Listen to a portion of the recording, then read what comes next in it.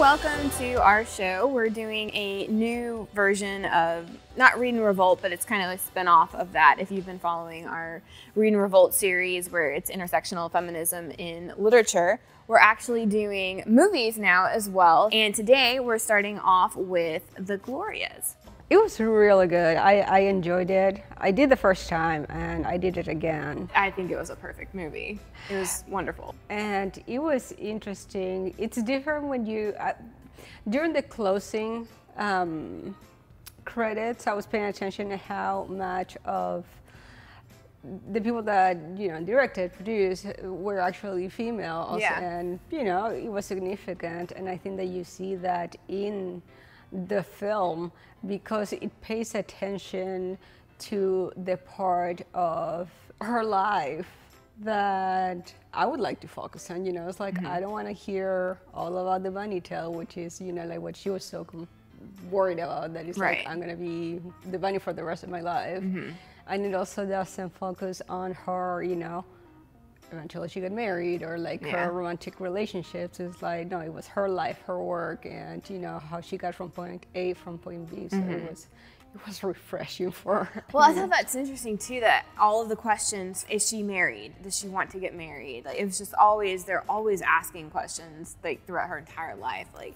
about, you know, she'd calm down if she found a man. And the assumption, you know, that if she wasn't married, she hasn't calmed down, or she needed to chill.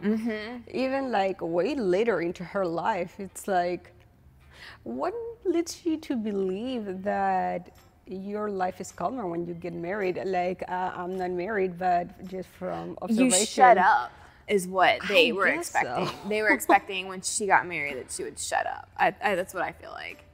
Especially during that time period. You know, she got married and that didn't happen, so. No, that didn't happen, but I feel like that's the assumption, is like, I mean, especially like when she was in the car with the two other writers and they say every year a female comes to New York to be a writer and then the next year she's married. So it's like she stops talking or she stops doing her job. And I like that conversation that she has with herself going back and forth. It's kind of like, am I always going to be, you know, like, left speechless, basically. And she's like, no, you're going to tell your mind, you're going to get in trouble. I loved the bus scenes where she had all the different versions of herself, like just talking and reflecting, and just the use of the different actors for different stages. Like that one where everybody was like banging on the car and, you know, telling her that she's a baby killer and she's going to hell and everything. And it showed the youngest version of herself in the car crying. And I just thought that was a really creative use of showing like the different facets of a person, especially her, because we've seen her through history for so long now too. And, you know, she seems like such a stable rock all the time because she's in the public's eye. But I thought this was a really beautiful look at just the person. Everybody knows Gloria Steinem, but I didn't know much about her background. I mean, I never really looked into it, to be honest. So it was not what I thought it was going to be. You know, I just assumed that, I mean, I knew that she had gone to, you know, like prestigious college and stuff like that. And I just assumed that her background was more privileged than it was, at least financially. And I was kind of, it was interesting to me to see that it wasn't, and all the skills and what you say, like the confidence and the public speaking and like the person she became, it was not because she came from that background, but like it developed over the years, and it was like out of, you know, conviction and her life experience. And that the book was phenomenal as well. I loved just getting inside of her head as far as like the way that she views the world through traveling, because that's always been something that's been really important to me as well. Like just the amount that you learn by getting on the road. Yeah, I mean, it's exposure. I think the more that you're exposed to what's out there and different cultures from your own and what you had growing up, it's the more your mind is going to be opened. What about the relationship with her mom? Like they talked about it a little bit in the movie, but they definitely hit on it, or she hit on it more in the book. She was like, why, after having my older sister, you could have just not had me and gone to New York and been a journalist like you wanted to be. And her mother would always say, you wouldn't have been born. You wouldn't have been born. And Gloria Steinem said the thing that she never had the courage to say back to her mother, but then you would have been born. Because I think that's the way that it was presented. You know, it's motherhood was a zero-sum game. You are either one or the other. You cannot be both. Right. And you know, even now, it's hard. Yeah. I don't know how many people can. I mean, think about it. A lot of the things that they were, you know, fighting for in the 70s when, you know, all of this takes place are things that we're still fighting for, you know, like childcare and reproductive rights. And yeah, I mean, we have made strides in the sense that we have joined the workforce, but it's not by any means easier. Here we are like 40 years later and we still don't have, you know, like, what about all the other issues? Right. You know, it seems like we're still stuck in first gear. Even you see that in the movie, you know, like in the 70s, she's marching and then she's in her 70s, 40 years later, and marching basically from the same issues. Right. One of the aspects of the book that, I mean, it was also in the movie that I really liked was reading about Wilma Mankiller, which I love her last name. I thought that was fun. And I really liked what she said, how she earned it. I like that they didn't omit that from the movie, because a lot of times when you have biographies like that, you know, the diversity of other people's stories get edited out for time or whatever, but here you saw that a lot of the characters that had diversity stayed in it. You know, I think that in any other movie, perhaps you would have thought more time given to, you know, who she dated or, you know, how her relationships with men were. And here you saw her relationship with other women and with women of color and, you know, like, really like her life and like embracing those ideas that she was talking about. You can see that it was not just talk, that it was something that, you know, she was living too behind the scenes. And I think that's, you know, that's what I like about the movies, like things that you get to see behind the curtain a little bit. Yeah. I also really liked when she refused to be the person on the cover of the magazine. She's like, it's not a single woman's movement. It's many. You know, it needs to be show women in movement. Yeah, though they came and snapped the picture of her anyways, but it's almost like the subtext of what she was saying when she started speaking out. You know, it's like the editorials are male, and we were talking earlier about the male gaze. You know, so it's like, the people that were like making those decisions were not women like her. That's the reason why they went and they got, you know, Mrs. Magazine up and running. And they saw her, like they saw her as sexual object. It's like, hey, she's hot, you know, like let's make her the face of the movement, because it's, you know, men were making the decisions. And they did talk about that a lot as well, the fact that she was very attractive. Yeah. And I mean, I'm sure that didn't hurt, but she did not seem very concerned with it at all, which was awesome. But I think like that goes to her point that if women had been making those decisions at that time, she probably wouldn't have been the, you know, poster girl of the movement or, you know, the person who appeared on the cover of the magazine. It would have been somebody else. But it was men making that decision, so it was her because she was the hotter one. One of the things that I was most excited about with this movie is it's one of my favorite directors, Julie Taymor. So she did Frida and Across the Universe and The Tempest. Okay, yeah. So she's such a wild director, and she's very important to me because when I was growing up and I wanted to be a film director, you know, obviously there weren't that many women to look up to in general, and the women who were directing movies that were great, but not movies that I wanted to make, like a lot of, you know, indie dramas and that kind of thing. And Julie Taymor was one of the first ones that I ever discovered who was doing like these crazy artistic, like wild looking films. And I just thought, you know, even now, like, and you can definitely tell, like, she did that with some of the kind of the crazy things, like with, you know, the nun coming in. It's like, this is how you want me to dress, and it turns into this big, you know, surreal, like, artistic painting almost. But I just think that she is one of the most incredible directors, and I've always loved her for that.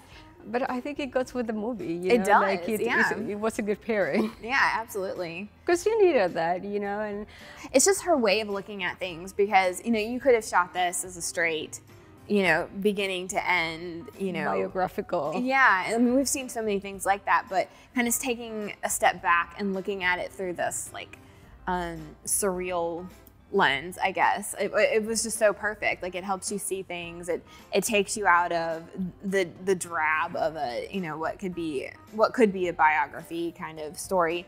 And it just really, it makes you think about it in a completely different way. It makes you feel things in a different way, and it's so beautiful. Yeah, I really like the way that they segue into the whole theme about abortion, because it's like you have a pretty linear story, and then it makes sort of like a turn when she goes like back in time, thinking about like, oh, that time where like I was a part of it, and tells that story again. I mean, like we're past that point in the storytelling at the beginning, goes back in her memory, and then like you start over, but just like focusing on just this aspect alone, and it ends up with the magazine saying, you know, it's kind of like, hey, let's all raise a hand, like who has done this, because it's, you know, it's not just you. That was an important part as well. I feel like when they were publishing the first edition of Ms. Magazine, and it was about abortion, and they were like, well, you're basically asking all these women to admit that they've done something against the law. And I remember somebody said, I can't remember who, but it was Flo Kennedy. Oh, it was, okay, it was Flo Kennedy. So Flo Kennedy said, if one person admits it, it's against the law. But if, you know, thousands or hundreds or many women admit it, then it's a movement. And it's a different time too. They were so fearless, because like they could really get in trouble back then. Yeah. Well, there's still a lot of women who won't admit that they had abortions. Like, that's still very prevalent in our society today, even though it's not illegal. And yeah, because it's like it still has a stigma. It does. But because we don't talk about it, and because it has such a stigma, sometimes it's like it's hard to conceptualize that it has always been something very common. Like, women have always done it. It's not something, you know, that women in our generation started getting abortions. Like, no, it has always been around. Flo Kennedy. Amazing. She was so great. I loved her. Yeah. What was your favorite part with Flo Kennedy? Everything that came out of that woman's mouth is like, She was perfect. Exactly. Yeah, like, she was just like, I mean, we didn't see any of her struggles in this movie because it was just, everything was, she was just so strong and so interesting, charismatic. And I think like that's the best about this movie, is that you see a really strong, as you just said, like strong, charismatic, you know, confident women. They had a mission and they were going for it. And I don't feel like we see that anymore to that level. Just to draw a comparison, like when they had these marches in the 70s, you know, it wasn't like one march and then they went home. It's like they kept going and going and going, and they had conventions. When we had the march after Trump got elected, it was like really like just one big one. And after that, everybody went home, and it was kind of like, meow. This is true. I wonder where the marches have gone. I don't know if people have just gotten tired. But, you know, over the years, it was kind of like I think I went to 2 of them afterwards, and like one of them was so small that it was like they had it at, you know, a midtown First Congo. So it's kind of like, it's not the same. You don't have like the same energy or the same spirit that it's like, we are just going to keep doing this until we get it done. And, you know, maybe that's the advantage that they did have that we don't. It's like we do have to work now. That's true. Actually, you're right. None of them really did work, did they? Except for Ms. Magazine. I mean, this was their work. This was their work. And yeah, that's true. I didn't even think about that. Like, we're very bogged down with like the day-to-day grind. I mean, some of us have 3 to 4 jobs plus kids. Exactly. It's, there's a lot going on. It's like maybe that's why we don't have it anymore. It's like we're tired. Maybe. I mean, that's the way to keep people down, is to exhaust them. Exactly. You know? Well, okay, so let's talk about Ms. Magazine. So I guess that was the time where MS came into play. And before that, there was only Mr., Mrs., Miss. First of all, why do women have to have more than one? Because women have always been defined by their marital status, you know? It's kind of like if you were married, you were, you know, out of reach. And if you were single, I mean, like, and that is something that for some reason needed to be public knowledge for people to know. So I've never been married, but I've actually never ticked the Miss box on any of my government forms. I always thought Miss just sounded very strange and very like young and naive, or like I'm waiting to get married or something. And so I always thought that was really strange. And so I always have checked the MS box. Miss just sounds like a teenager. It does. It sounds like a child, like just on the brink of womanhood or something. And it's like, And it's so, you know, like I know that when I'm writing correspondence, I always put MS because like, I don't know if you're a Miss or a Mrs. and I don't really care.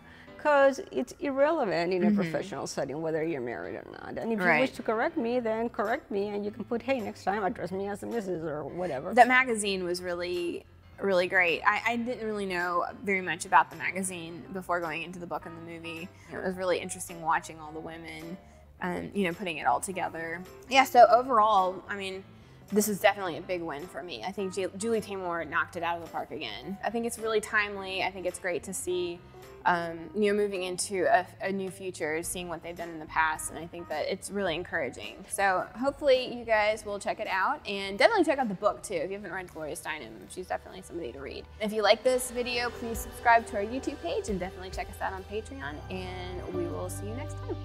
Thanks.